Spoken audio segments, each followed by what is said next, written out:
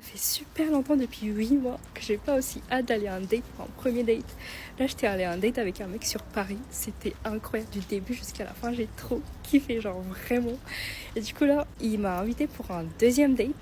On va aller dans un bar sur Paris. Après, on va aller dans un bar dansant. Oh, j'ai trop hâte parce qu'en plus, genre, je lui ai dit que moi, j'avais déjà fait des bars dansants, mais c'était plus des ambiances boîtes. Du coup, je voulais trop aller dans un vrai bar dansant et lui, il connaît des adresses. Du coup, il m'a dit, du coup, pour la prochaine fois, on va aller boire un verre et après aller dans un bar dansant. Oh, j'ai trop hâte. Oh, j'ai trop kiffé. Bon, faut que je me calme. Faut pas que j'emballe trop. Mais là, c'est vrai que depuis genre 8 mois, j'avais pas aussi hâte de faire un date avec quelqu'un, genre. Waouh. Update, 3 mois après, il m'a ghosté. Ça fait depuis 3 jours que je suis en roaming, sachant que j'étais en vacances et on s'était dit qu'on devait se voir après mes vacances. Je lui envoie un message, il m'a toujours pas répondu. Donc je sais pas. Voilà. Pattern clair, pic émotionnel rapide, plus absence de cadre égale instabilité. Elle s'emballe dès le Youner date, puis subit un ghost normal dans un contexte non défini. Côté homme, stratégie classique, expérience agréable, projection, puis désengagement sans coup.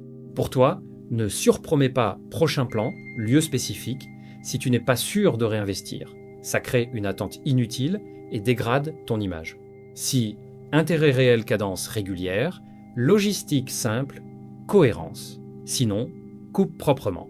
Le ghosting est un aveu de faible discipline, pas de puissance. J'ai eu le déclic au bout d'1 an de séparation que la personne avec qui j'ai partagé ma vie pendant des années n'était pas du tout faite pour moi. Mais pas du tout. Alors en fait, sur le coup, on s'en rend pas compte parce qu'on est dedans, on cherche des solutions, etc. Et puis il faut se dire les choses aussi, ça s'est terminé de façon très chaotique. Pas de la meilleure des façons. Ça a été très compliqué. Et en fait, un jour, je sais pas, je me suis posée et j'ai commencé à réfléchir à plein de choses. Et je me suis dit, mais en fait, toutes les réponses étaient sous mes yeux. Mais j'ai jamais eu le déclic de me dire, je me casse. Je vous jure, aujourd'hui, j'ai envie de m'insulter quand je repense à tout ça. Parce que je me dis, il n'y a pas à être conne comme ça, en fait. Alors, je veux pas l'incriminer, je pense que j'ai mes torts aussi. J'avais vraiment cette impression que sans cette relation, j'étais rien. Parce que je l'ai connue super jeune. J'avais toujours l'impression que j'étais jamais assez, que j'en faisais jamais assez, que ça allait jamais. Quand on dit en gros qu'après une longue relation, il faut savoir si on est prêt ou pas, je vous jure que ça demande tellement de travail et d'introspection. Et ça, c'est bien de s'en rendre compte avant d'engager quelqu'un dans une relation pour après l'abandonner 2 jours après. Bref, tout ça pour dire que, en fait, sur le coup, on a l'impression qu'on va jamais remonter la pente, qu'on est au fond du trou, qu'il y a rien qui va, qu'on est tout seul, etc. Mais je vous jure qu'une fois que vous avez trouvé la paix dans la solitude, il y a rien de mieux. Et je vous jure que la prochaine fois que quelqu'un rentre dans votre vie, c'est vraiment pour apporter un petit plus et pas pour vous casser les couilles en fait. Retour lucide post-rupture, elle admet co-responsabilité et dépendance affective. Signal clé pour toi, une personne qui dit « je n'étais rien sans la relation » égale risque élevé de fusion, puis rejet, à éviter en phase initiale. Ce type de profil consomme beaucoup d'énergie avant d'être stable. Règle, ne deviens pas son réparateur. Tu sélectionnes des femmes déjà alignées, pas en reconstruction active. Indicateurs à chercher, autonomie émotionnelle, cohérence, absence de validation externe excessive. Sinon, tu entres dans un cycle sauveur, épuisement, rupture. Bon, j'ai mis longtemps, mais c'est l'heure de l'update du date. Je voulais vous le faire le jour même, mais j'étais trop piquée et ça allait fausser mon jugement. 3 jours plus tard, le jugement est tombé, c'était super. Monsieur Brio, qui porte très bien son nom, avait réservé 2 places de théâtre en loge pour la pièce Les Producteurs, qui est un peu genre une comédie musicale hilarante. On a passé un moment incroyable. Vraiment, je me suis tapé des barres. Et lui aussi, on rigolait aux mêmes vannes. Là, je me suis dit, you and me forever. Sa petite main sur ma cuisse grâce à la proximité de la loge et son intimité. De temps en temps, il m'a attrapé pour me faire des petits bisous. Et ensuite, on est partis dîner tous les deux, un peu tard, etc. Et on a beaucoup parlé. À un moment donné, je remets mes cheveux comme ça, il m'a fait « Qu'est-ce que t'es belle !» Arrête. Et là, la douche froide. Je lui propose de se voir lundi, puisque je pars à Londres ce week-end, et de se voir lundi pour aller au ciné ensemble, voir le dernier film avec Pierre Ninet. Et il me dit « Ah, je suis censée y aller dimanche, on m'a proposé d'y aller, mais je peux décaler pour toi. » Je lui dis, ah ouais, t'y allais avec qui? Il me dit, bah avec un date. Le goujat. Alors que moi, vous savez comme je suis, fidèle de A à Z, même dès le premier regard. Ah bah ouais. Je suis pas très jalouse quand j'ai confiance et j'ai assez confiance en lui. Et du coup, je le crois quand il m'a dit que c'était une nana qui parlait, qu'ils avaient même pas eu un premier date. Et moi, j'ai un égo surdimensionné. Du coup, je lui ai dit, je sais que je suis ta préférée, et il me l'a confirmé. Donc petit à petit, je vais évincer mes concurrentes et il ne va aimer que moi. Et c'est très bien. Puisque pour info, moi je pars à Londres pour un truc pour lequel il pourrait être jaloux. Donc en vrai, je peux rien dire. Mais je peux pas vous en parler avant le 4 mars. Voilà, donc affaire à suivre et à très bien suivre. Cas typique de multidating asymétrique. Lui joue en option ouverte. Elle projette exclusivité dès le 1 date, toi et moi pour toujours. Désalignement immédiat. Erreur masculine partielle. Transparence brute, sans cadrage. J'ai un autre date. Crée de l'insécurité inutile. Mais stratégiquement, il garde l'avantage. Optionnalité, plus validation. Pour toi, assume ton modèle. Si tu multidates, ne surinvestis pas, pas de théâtre, plus kiss, plus promesse, implicite. Garde cohérence, léger, progressif, non exclusif, tant que rien n'est défini, et surtout, évite les signaux contradictoires, intimité forte, plus concurrence ouverte. Sinon, tu déclenches compétition émotionnelle, puis drama. Salut les gars, je vais vous montrer un truc. Vous voyez, ça c'est mon quartier. Tous ces bâtiments là, au fond là-bas il y a un bâtiment, là il y a un bâtiment, là-bas aussi il y a un bâtiment. Ça c'est mon quartier. Et tout ça là c'est des parkings là. Il y a beaucoup de places. Bon après là-bas il y a des travaux d'or, mais au moins il y a des places de parking jusqu'au fond là-bas. Si je vous montre ça, c'est parce que j'ai remarqué un truc depuis que j'ai emménagé ici. À tout temps quand je finis au taf, souvent j'arrive à la maison, enfin j'arrive au parking là du quartier là au moins vers les 17h30, enfin 18h, voilà. Les vendredis comme par exemple là, 13h là j'ai déjà fini. Et donc, quand j'arrive sur ce parking, quand je me gare, j'ai remarqué que depuis que j'ai emménagé ici, je vois beaucoup de gars, beaucoup de vieux, beaucoup d'hommes. Ils arrivent, ils garent, ils restent dans leur voiture. Du coup, moi aussi, je me suis dit, bon, ces derniers temps, je reste un peu dans la voiture pendant au moins 10, 20, 30 minutes. Mais je vois la majorité de ces hommes-là, quand ils garent là, ils restent toujours là, dans leur voiture. Et aujourd'hui, vendredi, j'ai eu la pause, je suis venu, j'ai vu un gars, il était dans sa voiture. Je reviens, j'ai fini au taf, je reviens, je recroise le même gars, même endroit, même place de parking. Cette fois-ci, il est dans sa voiture, mais il est en train de dormir. Donc du coup, moi, je me pose la question, c'est qu'est-ce qui se passe dans ces bâtiments-là pour que ces hommes-là, quand ils finissent au taf, ils arrivent au parking, ils rentrent pas directement chez eux. Il y a un problème. Les maisons, ils sont bien, c'est cool, c'est des maisons qui sont presque remises à neuf, c'est cool, c'est propre, c'est chill, en fait, l'ambiance dans le quartier, c'est bon. Mais pourquoi ces mecs, pourquoi ces hommes-là, quand ils arrivent, en fait, pourquoi nous, les hommes de ce quartier ou de ces bâtiments-là, quand on arrive ici, on s'arrête dans le parking, on reste dans nos voitures. Je suis même sûr que certains même passent leur nuit dans les voitures, là. Je comprends pas, hein. C'est bizarre.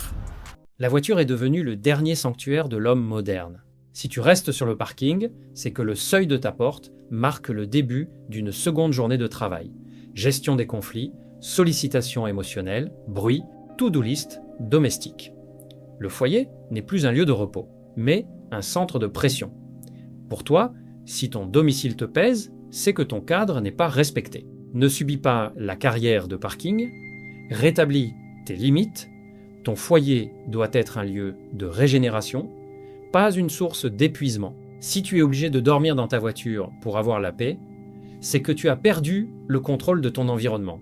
Choisis une partenaire qui respecte ton besoin de silence ou impose-le. J'ai tombé sur la pornographie transgenre. J'ai commencé à apprendre feeling. À l'âge de 13 ans, je me suis feed up de la pornographie. À journée longue. À la journée longue, en répétition. Le fait de l'absorber, à vouloir l'essayer. Fait que tu passes de comme je suis intéressé par les filles à je voudrais rencontrer quelqu'un de trans, genre? Ouais, ça a changé toute ma vie. J'ai commandé ma première escorte trans. J'avais 19. J'ai perdu ma virginité comme ça.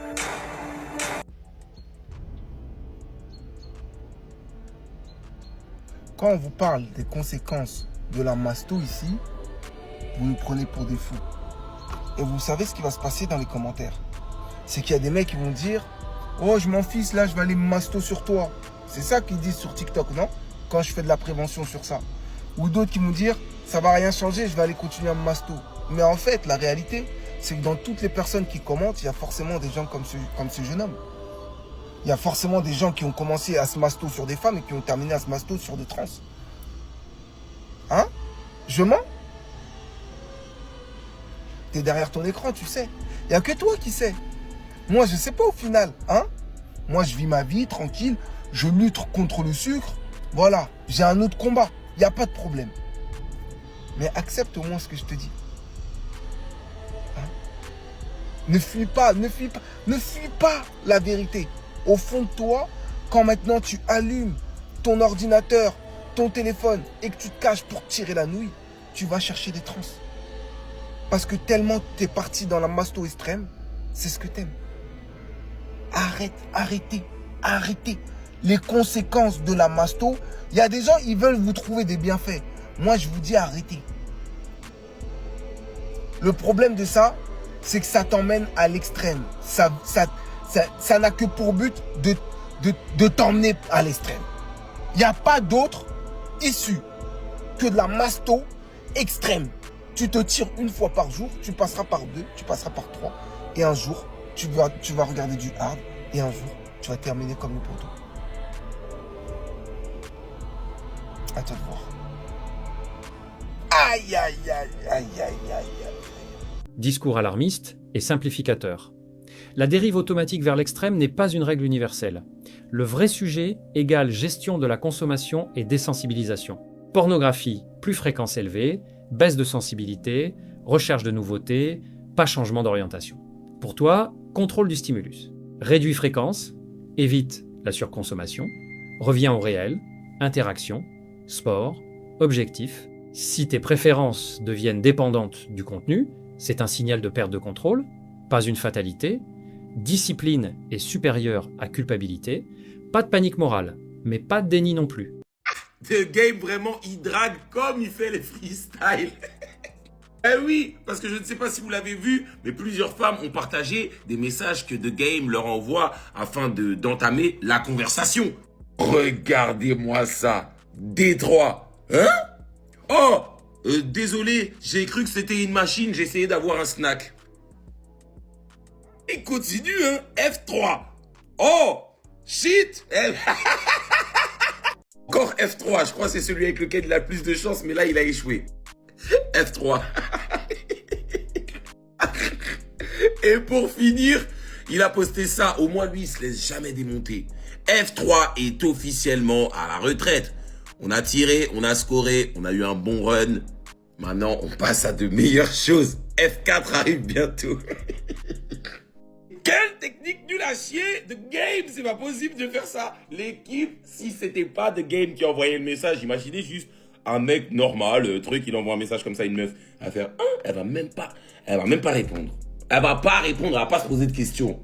Même si elle répond, sache-le que derrière, quand tu auras répondu toi, elle te répondra plus. Si tu réponds ce que Game là, il fait là. Oi. The Game, quand même, avec lui, il y a toujours un truc. Il y a toujours un truc. Moi, je le kiffe, ça m'empêchera pas de le kiffer. Mais vraiment, là, ces derniers temps, entre les freestyles Red Rose, White Ceiling, les carottes sur d'autres rappeurs, là, le délire de... C'est des faux trucs, mais en fait, les gens, ils se disent, oh, mais en fait, The Game, c'est un jolos. Je sais pas si vous voyez le délire. Le concert aussi qu'il a fait en France avec Geneviève Rapjeux qui était vraiment énervé. Ah, Game, purée. Red Rose, White Ceiling. Nobody, no casket, just blood spilling. Cas d'école, statut élevé plus exécution faible.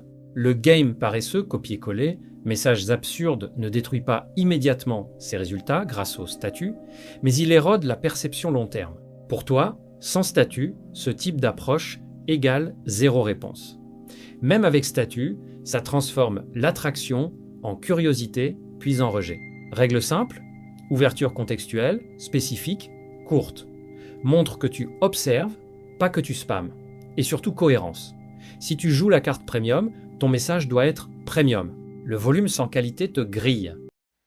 Rappelez-vous qu'à l'époque, on aimait bien quand on était jeune sortir avec des Françaises parce qu'on se disait quoi? Les Françaises, c'est des filles faciles dans le sens où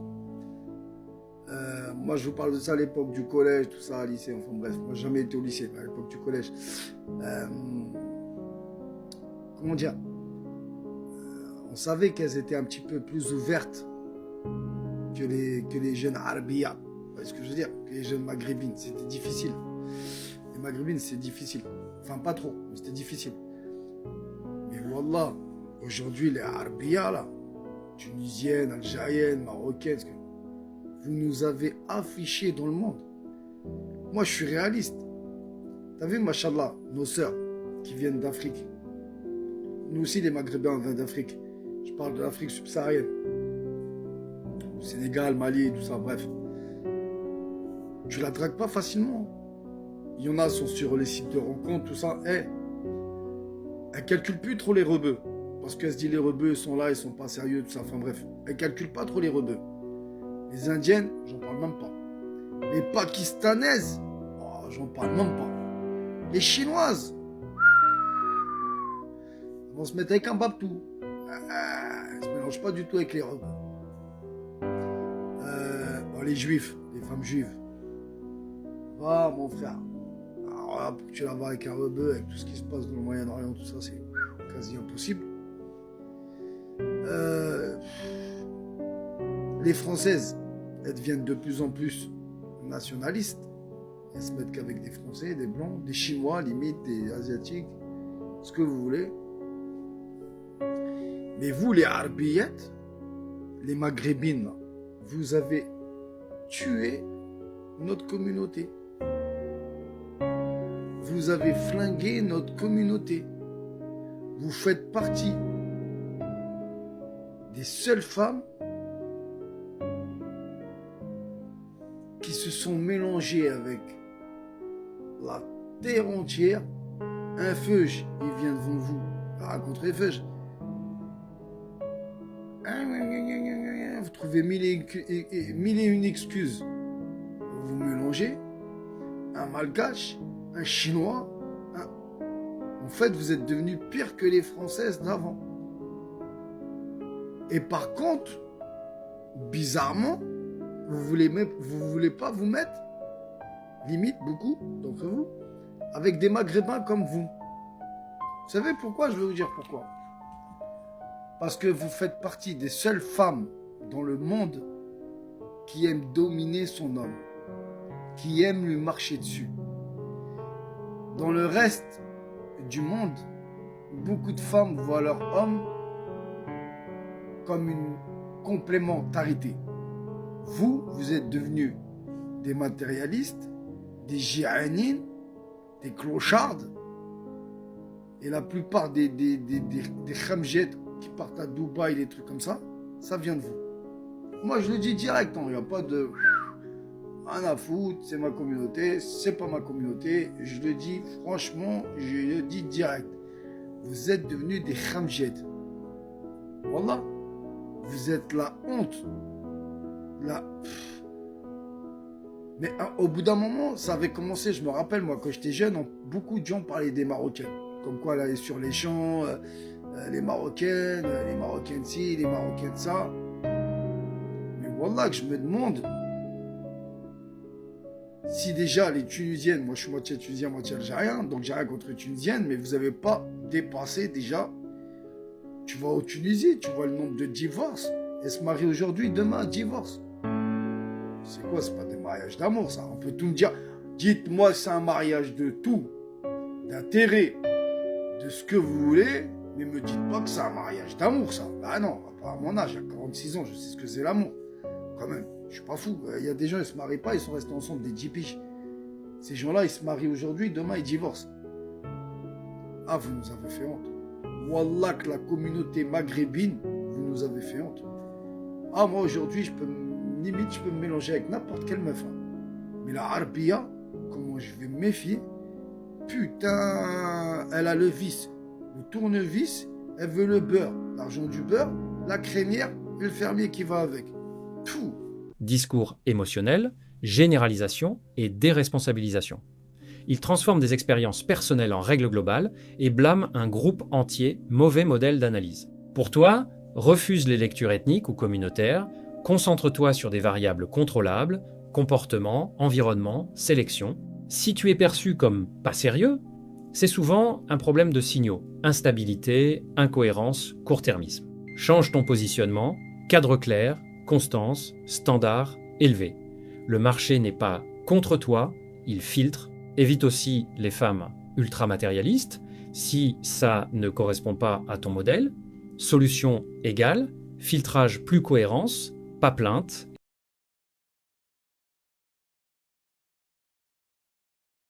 Si cette analyse t'a parlé, alors ne bouge pas. La vidéo qui s'affiche à l'écran en ce moment va sûrement te plaire. Clique dessus maintenant pour ne pas rater la suite. Reste lucide, on se retrouve de l'autre côté.